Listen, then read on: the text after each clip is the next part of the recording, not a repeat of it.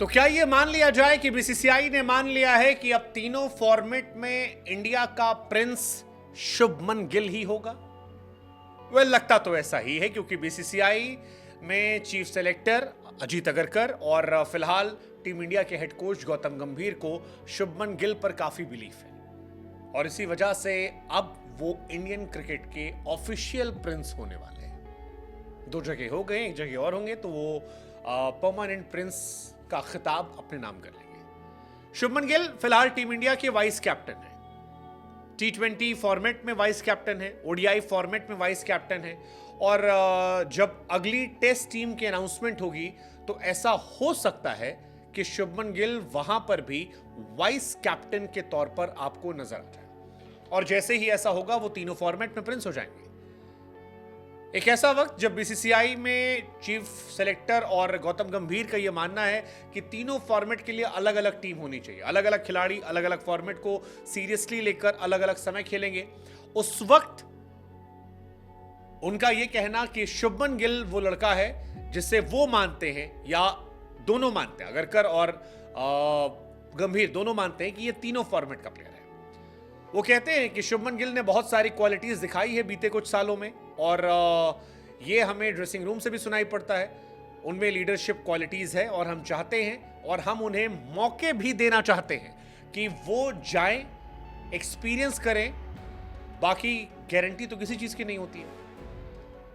ये बड़ा स्टेटमेंट है, ये बहुत बड़ा स्टेटमेंट है। वो कहते हैं Gill is a 3 format player, he has shown decent leadership qualities and learn from Surya and can learn from Surya, Rohit and all moving forward.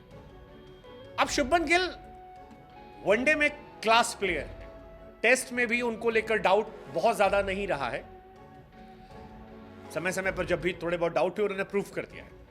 एक T20 फॉर्मेट को लेकर मेरे जहन में हमेशा ख्याल रहा है कि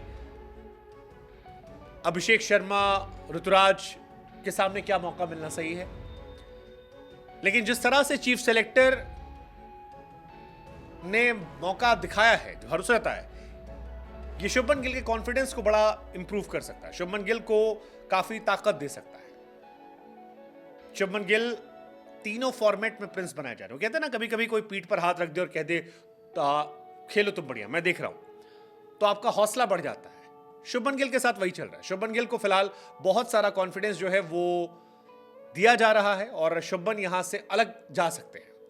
हालांकि शुभमन T20 में उन पर क्वेश्चन होंगे, उन पर नजर रहेगी, क्योंकि T20 में जितने भी ओपनर्स हैं उनमें सबसे कमजोर स्ट्राइक रेट उनका रहा है। 2023 से अगर देखा जाए तो अगर आप दुनिया के खिलाड़ियों में देखेंगे तो इब्राहिम जादरान 27 मैच में 323 रन, 104 का strike rate, 50 dot ball.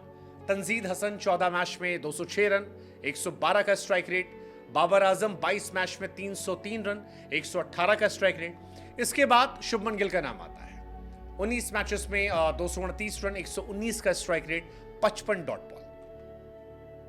Abhishek Sharma के सामने वो थोड़े से नंबर्स जो हैं 19-20 होते हैं, बट अगेन इन नंबरों से इतर ऐसा लगता है कि सेलेक्टर्स को उनमें काफी पोटेंशियल नजर आ रहा है और कई बार ऐसा देखा गया कि किसी खिलाड़ी पर आपने बहुत सारा भरोसा जताया है तो उसने परफॉर्म करके दिया है। इतिहास में भी ऐसे कई खिलाड़ी रहे, वीरेंद्र सहवाग और बहुत सारे प्लेयर्स हैं जिनको आपने सही मौके दिए हैं, सही बैकअप मिला है तो उन्होंने कमाल करके दिया है और शुभमन पर लगातार भरोसा हो रहा है। रवि शास्त्री थे, उन्होंने भरोसा किया, राहुल द्रविड़ आए, उन्होंने भरोसा किया, अगरकर आए, वो भरोसा कर रहे हैं और अब गौतम गंभीर भी हैं तो वो भरोसा कर रहे हैं। उनके कंपटीशन ऋतुराज और अभिषेक दोनों टीम से बाहर है। ऐसे में बीसीसीआई का इतना भरोसा, उन्हें ऑफिशियल प्रिंस बनाना, क्या उनके क्रिकेटिंग करियर को और बेहतर करेगा? क्या वो और बेहतर निखर कर आएंगे? लेट्स जस्ट सी क्या होता है, कितना होता है, कैसे होता है। बट फिलहाल Shubman Gill is official Prince of Indian cricket team.